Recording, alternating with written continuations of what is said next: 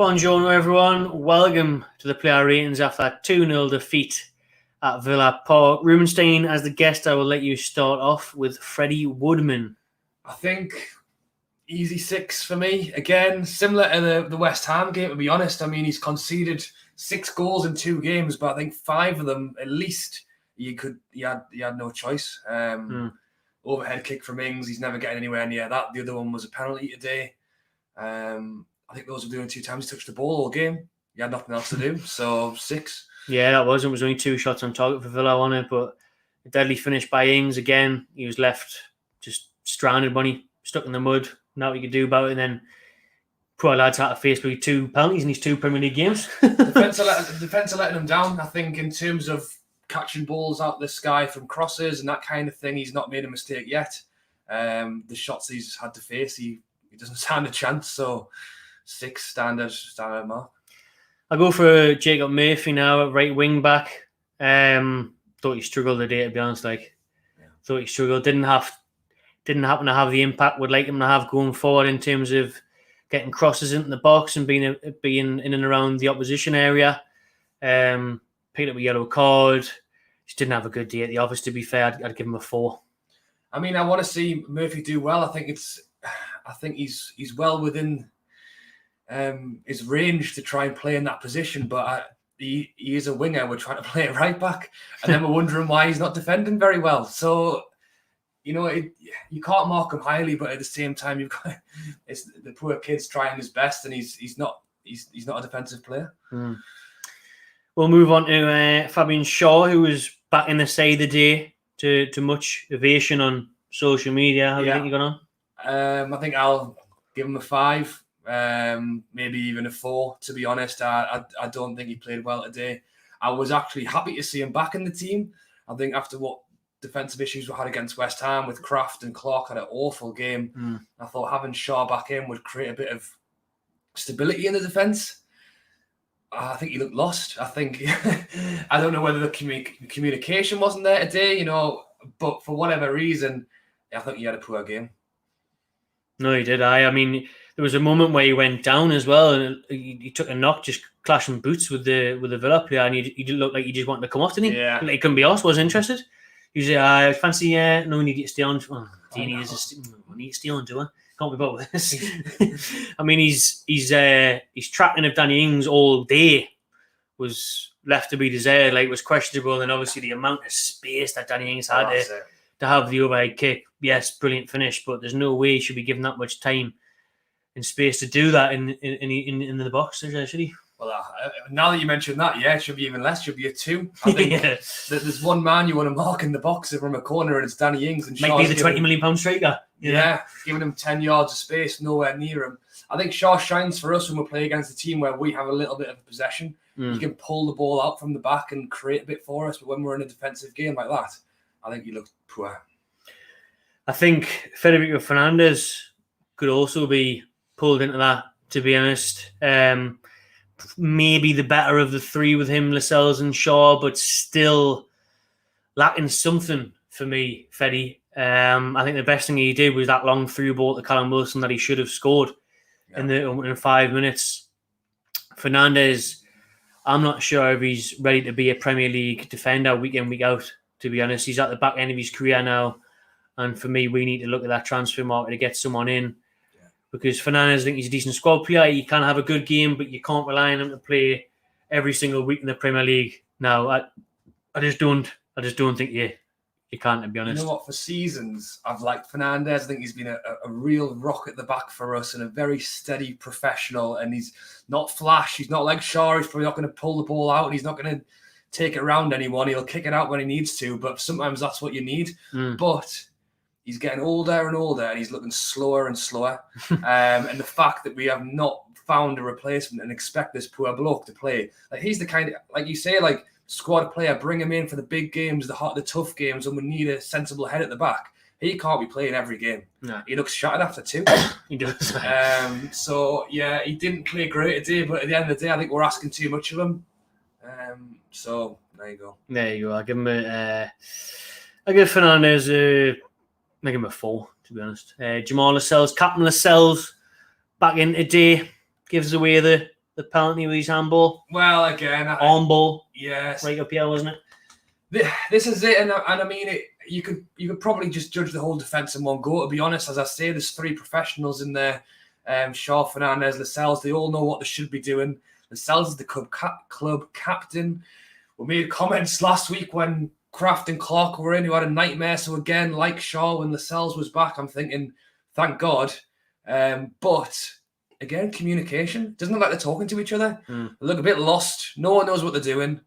And then the penalty, I mean, it's harsh. I'm not going to blame him for it. He's on the turn trying to block the ball and his arm comes up. So I don't think it's his fault. But unfortunately, in this world of VAR, if you get caught with your arm in the air and the ball hits it, it's going to be a pen. So I'm not necessarily going to blame him for that, but I would not say he had a good game either. So I'd give him a 4. I'll go to Matt Ritchie now. Then the last of the back 5 there. Ritchie, who kept his place at wing back. Talking maybe Jamal Lewis coming in for him. He didn't.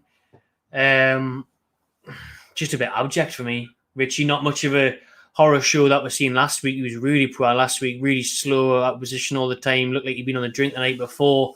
Borie's assist for the Murphy goal. Yeah. But poor at the back. And today, he wasn't really tested that much. Actually, Villa were more targeting Murphy on the other side. Ritchie just didn't really come into the game, didn't have that much to do or come up against. But again, himself didn't get involved enough. The crossing wasn't on point. The enthusiasm wasn't there as much. I think we should change it up next week. At least on Wednesday, I'd like to see Lewis come in against Burnley in the Cup. Especially if we're going to stick with the 5 at the back, which I'm sure Brucey will. Ritchie the day, number 4 as well. Yeah. Isaac Hayden.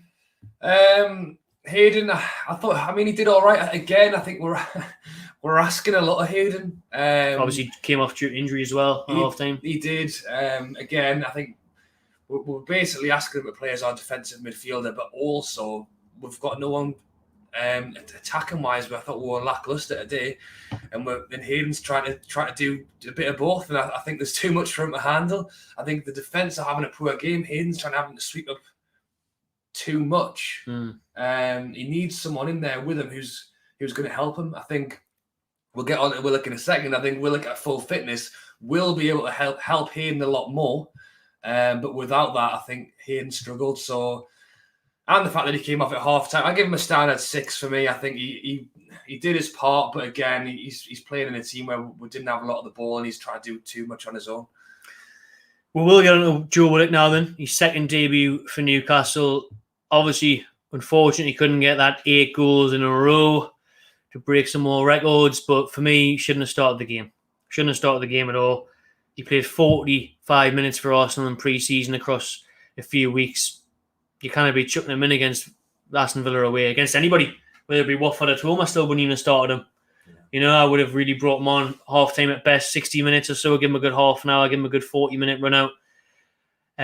Chucked in because of obviously Shelby's injury, probably, but then where's the squad depth? Where's the long staffs? Where's even, we don't want to see Hendrick, but if that's who's there, then we're a Premier League side, then you should have players ready to step into these positions, because throughout the season you are going to get injuries. We're relying on Joe Willock here, signed last weekend, brought in after only a few days training with the team. Obviously he knows them from last year and stuff, but it's a new season now. They've had the summer off. It's a lot to ask. I don't want to be too harsh on him. I suppose at least he has got minutes under his belt now for what is now a huge game next week against Southampton. He'll get more minutes on Wednesday night, probably in the Carabao Cup against Burnley. But he didn't impact enough. We've seen him early on. He had a run on the right-hand side of the box where he drilled across and went out for a corner. Apart from that, there's not much you can say. I'll give him a 5 out of 10. Yeah. I mean, for Willock, it's tough because, to be honest, he's the brand new signing. We've just spent the money on him. If he'd come on and scored in the first 15 minutes, we'd be saying what a masterclass that he did it. You know, so it is a bit of hindsight. But I do agree with you, though. I think thrusting them in too quickly was definitely an issue today. I'll get on to St. Max. Very disappointing. I mean, I spoke about it in the watch along. The fact that the way Newcastle play, we've got a couple of players who we rely on. You look at Wilson, you look at St. Max. Can Almiron chip in? Can Fraser do something? Hopefully, Willock is going to be someone to provide for us this season. But really, St. Max is the man you want to see turn up. And look at that West Ham game, how much of a difference. I mean, he was a different class ahead of everyone else on our team in that West Ham game. And you're looking at him to do even half of that today, to just try and create something. And was he injured, or was he not there, or was he not bothered? I don't know. And I don't want to have a go at him, because at the end of the day, we rely on him so much, and he does so much. One bad game, I'm not going to slate him, but he wasn't there today. No. He barely saw him. He had a couple of good moments, but as I say, compared to the West Ham game where he literally ran the show, he was nowhere near the ball. So 5. Yeah, I said it in the watch along. I'm telling you, St. Maximin turns up when the cameras are on. St. Maximin turns up on a Super Sunday when Sky Sports are watching. He doesn't give a shit about Saturdays at 3 o'clock away to Villa or away to Wolves or away to anyone like that. I'm telling you now, he's never done it. He's never done it in those type of games, which is worrying for me. But yeah, he wasn't the threat that we needed him to be the day in terms of creativity. Or again, we didn't have a shot on target. Well, we might have had one late on. Yeah. Wasn't from him. Miguel Almiron played out of position for me. Bruce is persistent with this 3 in midfield, the 5-3-2. St. Maximin played out of position as well. Played as that striker, played as that false 9, whatever it may be. If Almiron plays as a number 10 or a winger like he does for Paraguay, you see more of him. You see the best of him. He does a lot of tracking back and stuff for Newcastle, but today didn't see anything from him going forward or defensively. Non-existent. I'll give him a 3. No. And then, moving on to Callum Wilson. I mean, again, talking of those players, St. Max and Almiron, they're the players who need space. And again, we saw that once or twice today when as soon as St. Max has a bit of space where he can move into, they can do something. But because of the positions we're playing them in, they haven't got any space, so we can't give them the ball. I think of those forward players, I think St. Max disappointed, but I would say that Wilson had an all right game. I mean, obviously, incredibly unlucky with the VAR, and I know you've just done the reaction because he had the ball under his arm ready to take the pen, didn't he? Literally. We've just looked a second ago at a picture of the Fernandes goal from the Manchester United game last weekend, where they literally had done the thicker lines. They're given the striker the benefit of the doubt. I don't know where that was today, because it was literally an 1/8 of Wilson's toe that was over the offside line, and somehow we've not got it. So he's been unlucky at that point. If Wilson scores that penalty, that's 2-1 with 20 minutes to go, and possibly we can take something from the game. But I will say again, we didn't deserve to take anything from that game. No. I know we got screwed with VAR decisions, but realistically, even if we'd got them our way, I don't think we deserved anything. The only thing I'd say about Wilson is that he got himself around the pitch. He missed a sitter in the first 5 minutes, but at least he was in that position. At least he was doing something, which is more than I can say for a majority of our players. So I think I'll just hand him a 6. As I say, he worked hard, but I mean, for a striker like him to not score that shot in the first 5 minutes is criminal. It is, because he tries to be too clever, man. He tries to find the very top corner where he could just slot it down the keeper's side, or even go round the keeper, like we said in the watch-along, round the keeper, because the Martinez came flying out. He could go take a touch around him, tap it into an empty net. Yeah. And then he was very clever with the penalty that obviously wasn't given due to the offside, though, where he took it past him. He took a big enough touch knowing he wasn't going to get there. Martinez forced into the horror challenge, really. And completely knees him in the face. Near the ball. So, it is what it is now, thanks to the Premier League and VAR. I'll fly through subs. I don't think they really need a mention, to be honest. I think Sean Longstaff's the only one that gets a mention because of the amount of time he spent on the pitch, a full half, a full 45 minutes plus stoppage time. And we had a little drinking game going during the watch-along where if he passes backwards, we took a drink. So it's a wonder that we're even able to do this. Videos, we should be absolutely mortal on the floor, because that's all Longstaff seems to do is pass it backwards. We mentioned it in the live watch-along as well, the impact that Rafa Benitez had on him, who claims to want to take him to Everton in this window. We'll see if he's still a Newcastle player in a couple of weeks' time. A player that's nowhere near the levels that we've seen under Rafa the last season or so at Newcastle. He's had the odd injury, but he's been so poor, and I just struggle to see what he brings to the table. I really do. He doesn't do nothing for me. Well, again, it's that thing where we've seen these two players, we've seen Matty and Sean, both have fantastic periods of time in our team, and then for whatever reason, through injuries, etc., they just don't seem anywhere near it anymore. No. And the thing that worries me, and again, Adam Armstrong's now ended up with Southampton, Ivan Toney's now ended up with Brentford. Do I think that Sean and Matty will go somewhere and do better? Probably. Yeah. Honestly, especially for Matty, we've signed him on this 2-year deal. He hasn't got anywhere near the pitch. I think if I was Sean and Everton, Rafa as well, he knows how well he can play under him. I think if an offer came in for me, I think I would go. I know I'm a Newcastle fan. I don't want him to go, but as in terms of a player getting minutes and playing in the team, I don't know why either of them are hanging around, to be honest. So, and it also shows I know you just mentioned the subs there. The quality off the bench is non-existent. Yeah. Again, we're talking about if St. Max has a bad game, if Wilson has a bad game, who's going to pick it up? Who's going to take over? Yeah, we'd have to just leave them on the pitch and just pray they suddenly have like a good moment in time. Bit of magic. Because then if they're having a bad game, there's no one to bring on. Yeah, there's no one to bring on. Brought on Joe Linton. I mean, Gale's on the bench. Maybe we could give him a whirl, but realistically, there's no one inspiring to come off the bench. Nah, like you just said it there. Joe Linton came on with about 15 minutes to go. Fraser came on in the 90th minute. The 90th minute, man. Why didn't he come on at half time? Change formation. Even change formation when you're 2-0 down with half an hour on the clock, even longer than that. Bring Fraser on then.